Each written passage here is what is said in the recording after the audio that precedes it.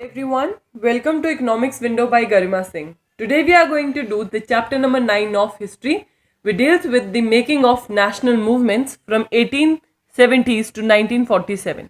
तो बेसिकली हम different national movements के बारे में पढ़ेंगे, डिफरेंट पॉलिटिकल एसोसिएशंस के बारे में पढ़ेंगे, कैसे ये फीलिंग ऑफ नेशनलिज्म राइज करेगी, and finally in 1947 India will be a free and independent nation. Okay, ये चैप्टर बहुत ही इंटरेस्टिंग है एज वेल एज ये चैप्टर बहुत ही इम्पॉर्टेंट है. तो बच्चों 8th क्लास में ही अपने इस चैप्टर को बहुत स्ट्रॉन्ग बना लेना, क्योंकि ये जो मॉडर्न हिस्ट्री का पार्ट है ये आपको फ्यूचर में हर कॉम्पिटिटिव एग्जाम में हेल्पफुल रहेगा. Let's begin. So first we have the emergence of nationalism. I have highlighted here the important lines so that it is easier for you whenever you are going through your NCERT textbook. So emergence of nationalism. Nationalism क्या होता है? It is a feeling of oneness. जब लोग एक देश के लोग feeling of oneness रखते हैं, togetherness रखते हैं, तब उनके लिए देश प्रेम जागता है, which is the feeling of nationalism. तो सबसे पहले क्वेश्चन उठा कि ये country India, what is this country and for home is this country for. Okay, तो लोगों को आंसर मिला कि ये जो कंट्री है ये इंडियंस की है, ये हमारी कंट्री है for all the people irrespective of their class. अब चाहे उनकी क्लास कोई भी हो, कोई भी कलर हो, कोई भी कास्ट हो, क्रीड, लैंग्वेज या gender, this country belongs to all of us. जो इंडियन है, जो यहाँ के रहने वाले लोग हैं, और जितने भी यहाँ रिसोर्सेज हैं, जितने भी ये सिस्टम है, ये सिर्फ इंडियंस को ही बिलोंग करता है. जब ये अवेयरनेस लोगों के अंदर आई, जब लोगों ने रियलाइज करना शुरू किया कि जो ब्रिटिश रूल है हमारे यहाँ, ये हमारी कंट्री को एक्सप्लॉइट कर रहे हैं, हमारे रिसोर्सेज को यूज कर रहे हैं और हमारे ही देश में आके हमारे ऊपर कंट्रोल जमा रहे हैं, तो हमारे यहाँ फीलिंग ऑफ नेशनलिज्म जागी.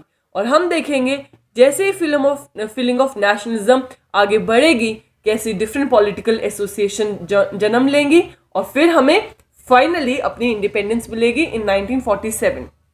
इस दौरान हमने देखा जब लोगों के अंदर कॉन्शियसनेस आई, तब लोगों के अंदर अवेयरनेस हुई, तो लोगों ने रियलाइज करना शुरू किया और बहुत सारी पॉलिटिकल एसोसिएशन बननी शुरू हुई आफ्टर 1850.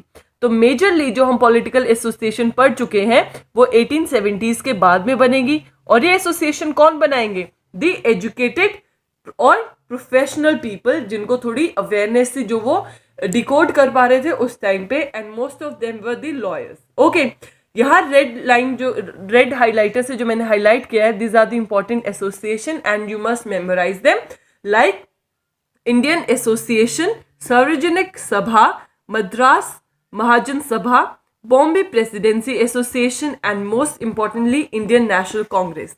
अब एक ही ऐसे एसोसिएशन को इन्होंने एक्सप्लेन किया है जैसे कि सार्वजनिक सभा.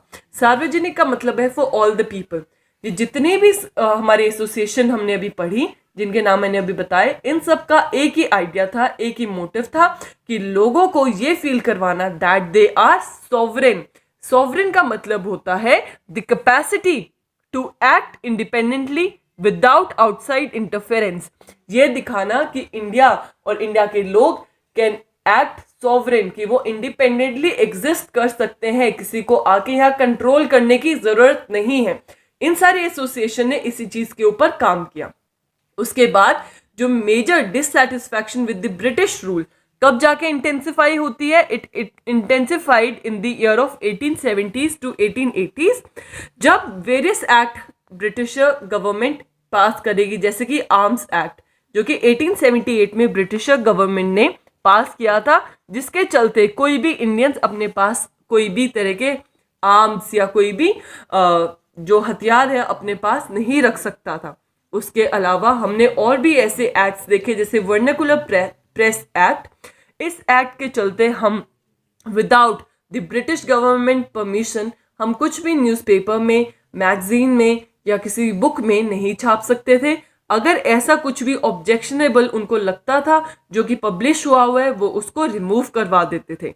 राइट, सो ऐसे हमने काफ़ी सारे एक्ट्स देखे जिसकी वजह से लोगों के अंदर बहुत ज़्यादा गुस्सा होगा और लोगों को क्या डिससेटिस्फैक्शन होगी इस रूल से. ऐसा ही एक रूल और आया था, एक और बिल उन्होंने पास किया था, which was Ilbert bill. Ilbert bill जो है वो कहता था कि जितने भी ये जो प्रिजनर्स हैं वो उनके लिए जो जज जो ट्रायल लेंगे वो कौन लेगा, सिर्फ और सिर्फ it will be provided by the European और द ब्रिटिश जज। जो इस बिल के अगेंस्ट भी लोगों ने बहुत ज्यादा आवाज उठाई और बोला कि इंडियन जज को भी हमें चांस देना चाहिए ताकि इक्वालिटी रहे between the British and the Indian population. Okay, so ये सब रीजन थे डिसकंटेंटमेंट के। उसके अलावा सबसे इंपॉर्टेंट जो एक एसोसिएशन है which is the Indian National Congress, ये कब एस्टेब्लिश होती है, it establish in the year of 1885। और यहाँ कौन कौन से इंपॉर्टेंट लीडर्स हैं उनके नेम भी बहुत ज्यादा इंपॉर्टेंट है। इसकी फर्स्ट मीटिंग बॉम्बे में हुई थी इन दिसंबर 1885। तो इसके अंदर इंपॉर्टेंट है लीडर्स लाइक दादा भाई नौरोजी, फिरोज शाह मेहता, बद्रुद्दीन तायब जी, WBC बनर्जी, सुरेंद्र नाथ बैनर्जी, रमेश चंद्र दत्त, S सुब्रमण्यम अय्यर। तो ये सब मिलके इन्होंने एक मीटिंग की थी इन 1885 जहां से birth of Indian National Congress होता है। अलोंग विद दैट एक यहाँ ब्रिटिश रिटायर्ड ब्रिटिश ऑफिशियल थे A.O. ह्यूम, जिन्होंने बहुत ही इंपॉर्टेंट रोल प्ले किया है in the formation of Indian National Congress. Okay guys, these are the names which are very very important. किस ईयर में Indian National Congress बनी थी और कौन कौन से लीडर्स थे और किन लीडर्स ने मिलके एक इंडियन नेशनल कांग्रेस को बर्थ दिया। Okay, then let's do a nation in making. A nation in making के लिए सबसे पहले जो अर्ली 20 ईयर्स थे कांग्रेस ने 1885 के बाद जो अर्ली 20 ईयर्स थे वहां कांग्रेस ने एज मॉडरेट एक्ट किया। मॉडरेट का मतलब है कांग्रेस ने डिमांड की कि हमारे इंडियन पॉपुलेशन को, इंडियन लोगों को भी चांस मिलना चाहिए to participate in various legislative councils या एडमिनिस्ट्रेशन के अंदर उनको हाई रैंक पोजीशंस देनी चाहिए। मॉडरेट्स ने डिमांड की कि ब्रिटिश के साथ इंडियन जो लोग हैं वो भी एडमिनिस्ट्रेशन वर्क में अपने पोजीशन सिक्योर करेंगे। और इसके चलते हमने देखा कि जो ये सिविल सर्विस एग्जामिनेशन जो कि उस टाइम में सिर्फ लंदन में होता था वो चेंज होके अब इंडिया में भी होने लगेगा। ओके, इसके बाद हम बात करते हैं कि और क्या चीजें हुई। तो जनरली जब ब्रिटिशर्स की बात होती थी तो ब्रिटिशर्स एज्यूम करते थे कि कोई भी high position, high rank position या कोई भी अच्छी लेवल की रिस्पॉन्सिबिलिटी हम इंडियंस को नहीं दे सकते क्योंकि उन पे ट्रस्ट नहीं किया जा सकता, राइट। तो वो क्या करते थे कि अपने ही ऑफिसर्स अपॉइंट करते थे, अपने ही लोगों को बनाते थे ताकि जितना भी ये पैसा है ये वापस बैक टू इंग्लैंड लेके जाया जा सके। हमारे ही पैसे से अपने ही लोगों को सैलरीज देते थे जिसके जैसे ड्रेन ऑफ वेल्थ हो रहा था और इंडिया की वेल्थ इंडिया से निकल के सब इंग्लैंड जा रही थी। ओके, तो यहाँ इस टाइम पे जो मॉडरेट थे उन्होंने एक और डिमांड रखी, ये जितने भी आर्म्स एक्ट थे या उन्होंने जितने भी पुराने एक्ट मैंने आपको बताया जैसे वर्निकुलर प्रेस एक्ट, इन सब एक्ट्स को रिपील कर देना चाहिए। रिपील मतलब इनको हटा देना चाहिए, ऑफिशियली इनको एंड कर देना चाहिए क्योंकि ये अटैक है on the freedom of speech and expression of Indian population. Okay, इसके चलते ये जो कांग्रेस थे इस टाइम पे मॉडरेट, इन्होंने और भी इकोनॉमिक इश्यूज उठाए जैसे कि पॉवर्टी, जैसे कि फेमाइन। उन्होंने बोला कि जो लैंड रेवेन्यू जो टैक्स है वो बढ़ रहा है जिसकी वजह से पॉवर्टी बहुत ज़्यादा हो रही है और क्योंकि हमारे यहाँ से सारे फूड ग्रेन्स यूरोप में एक्सपोर्ट कर दिए जाते हैं तो हमारे यहाँ फूड शॉर्टेज भी हो रही है। उसके अलावा जो फॉरेस्ट लॉ जो ब्रिटिशर गवर्नमेंट ने पास किए हैं उसकी वजह से जितने भी फॉरेस्ट ड्वेलर्स हैं, फॉरेस्ट ड्वेलर्स वो हैं जो कि अपनी लाइवलीहुड के लिए फॉरेस्ट के ऊपर डिपेंडेंट हैं, वो लोग बहुत ज़्यादा सफ़र कर रहे हैं। उसके अलावा जो मॉडरेट लीडर्स हैं उन्होंने एक पब्लिक अवेयरनेस डेवलप करने की कोशिश की लोगों के अंदर कि जितना भी ये ब्रिटिश रूल है इट इज़ अनजस्ट, ये अनजस्टिस कर रहा है इंडियन पॉपुलेशन के साथ और हमें भी चांस मिलना चाहिए to participate in the administrative things so that we can do justice to the Indian population. फिर हम बात करते हैं freedom is our birth right. हमने ना सिर्फ इंडियन नेशनल कांग्रेस देखी but in the regions of Bengal, Maharashtra, Punjab, यहाँ तिलक एंड लाला लाजपत राय निकल के आएंगे, जो न्यू लीडर्स हैं जो कि मॉडरेट्स के जो वे ऑफ जो डिमांडिंग थिंग्स है उसको क्रिटिसाइज करेंगे।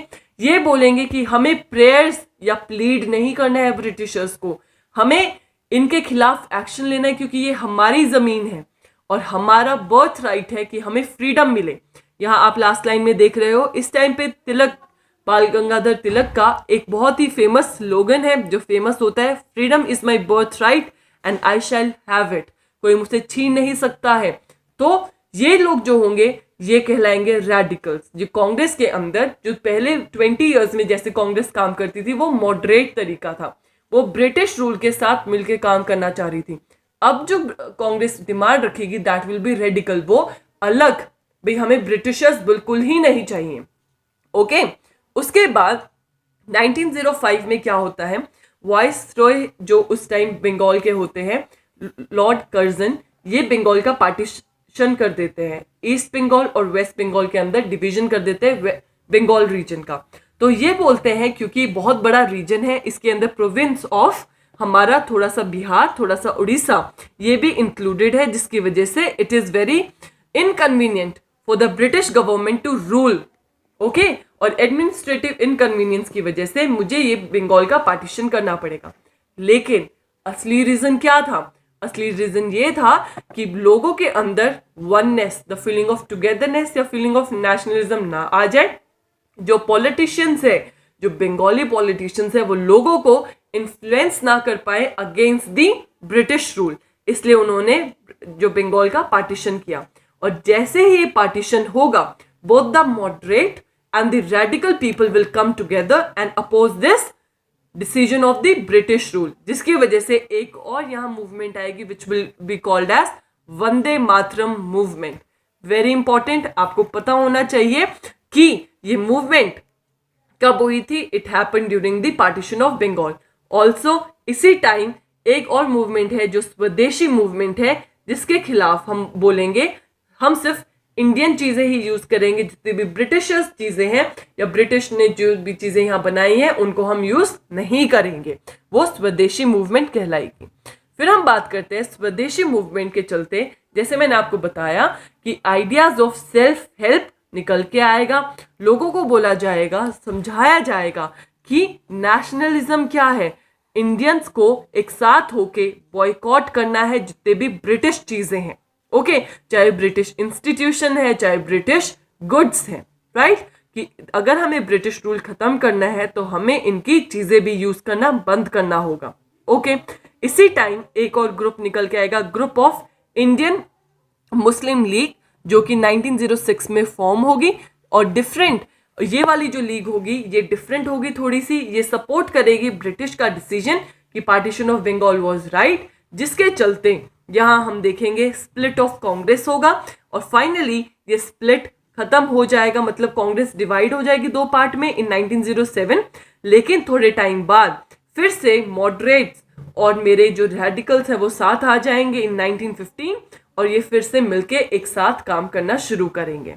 उसके बाद हम बात करते हैं the growth of mass nationalist. जब हमारा फर्स्ट वर्ल्ड वॉर हुआ था उसके बाद काफ़ी सिचुएशन चेंज हो गई, इकोनॉमिक भी और पॉलिटिकल भी। यहाँ क्योंकि फर्स्ट वर्ल्ड वॉर चल रहा था, इंडिया ने डायरेक्टली पार्टिसिपेट नहीं किया था, लेकिन ब्रिटिशर्स कर रहे थे, तो जिसकी वजह से इंडिया के ऊपर बहुत ज़्यादा प्रेशर पड़ रहा था। यहाँ टैक्सेस इंक्रीज कर दिए गए थे, यहाँ से सोल्जर्स को ले जाया जाता था ताकि वो ब्रिटिश आर्मी में सर्व करें और उनकी साइड से वॉर में पार्टिसिपेट करें। यहाँ लोगों की इनकम कम हो रही थी, टैक्सेस ज़्यादा हो रहे थे, जो डिफेंस के लिए गुड्स बनाने की ज़्यादा डिमांड हो रही थी, जिसके वजह से यहाँ लोग बहुत परेशान हो जाएंगे। और इसी दौरान इस जो टाइम पीरियड है 1917 में हम देखते हैं कि रेवोल्यूशन इन रशिया होता है, जिसकी वजह से जो आइडियाज़ ऑफ फ्रीडम है, लिबर्टी है, ये वर्ल्ड वाइड स्प्रेड हो जाएंगे। इसके बाद आते हैं important leader who is also known as the father of our nation, Mahatma Gandhi ji. Mahatma Gandhi ji at the age of 46 India वापस आते हैं इन 1915। उससे पहले वो साउथ अफ्रीका में होते हैं अपनी स्टडीज़ के लिए। वहाँ साउथ अफ्रीका में वो ब्लैक्स एंड वाइट्स के बीच में जो डिस्प्यूट चल रहा होता है, वहाँ गांधी जी बहुत ही अपनी आवाज़ उठाते हैं, ब्लैक्स को सपोर्ट करते हैं। इसलिए इस टाइम तक जब वो गांधी जी वापस हमारे देश आते हैं, तब तक गांधी जी एक बहुत ही रिस्पेक्टेड और नॉन इंटरनेशनली लीडर जाने जाते हैं। जब वो यहाँ इंडिया वापस आते हैं 1915, जो फर्स्ट ईयर है इंडिया में आते ही, पूरे फर्स्ट ईयर वो पूरे भारत दर्शन करते हैं, हर रीजन में देखते हैं क्या नीड्स है लोगों की और सिचुएशन कैसी है, अकॉर्डिंगली फिर गांधी जी एक्ट करेंगे। फिर हम देखेंगे महात्मा गांधी जी का रोल मोस्ट इंपॉर्टेंट, उनकी 3 इंटरवेंशंस थी लोकल मूवमेंट्स के अंदर। One is Champaran, other is Kheda and third is Ahmedabad satyagraha. तो सबसे पहले हम बात करेंगे रॉलेट सत्याग्रह की। रॉलेट सत्याग्रह क्या है? 1919 में गांधी जी एक मूवमेंट चलाना चाहते हैं, satyagraha against the Rowlatt act. Rowlatt act क्या है कि विदाउट नोइंग कि लोगों ने कुछ गलत किया है कि नहीं किया है, वो डायरेक्टली लोगों को पकड़ के जेल में डाल सकते हैं, जिसके खिलाफ तो Gandhi ji and various other leader like Mohammad Ali Jinnah ये सब मिलके बोलते हैं कि ब्रिटिश गवर्नमेंट को कोई राइट नहीं है कि हमारे यहाँ हमारे देश में हमारे खिलाफ ऐसा कोई एक्ट पास करे। It is attack on our freedom of speech and expression. Gandhi ji ने बोला कि ये एक्ट जो है वो एक डेविलिश एक्ट है और उन्होंने एक डे चूज किया 9 अप्रैल 1999 में कि हम यहाँ आके इस एक्ट के अगेंस्ट रिवॉल्ट करेंगे और एक सत्याग्रह स्टार्ट करेंगे, ये मूवमेंट हम स्टार्ट करेंगे।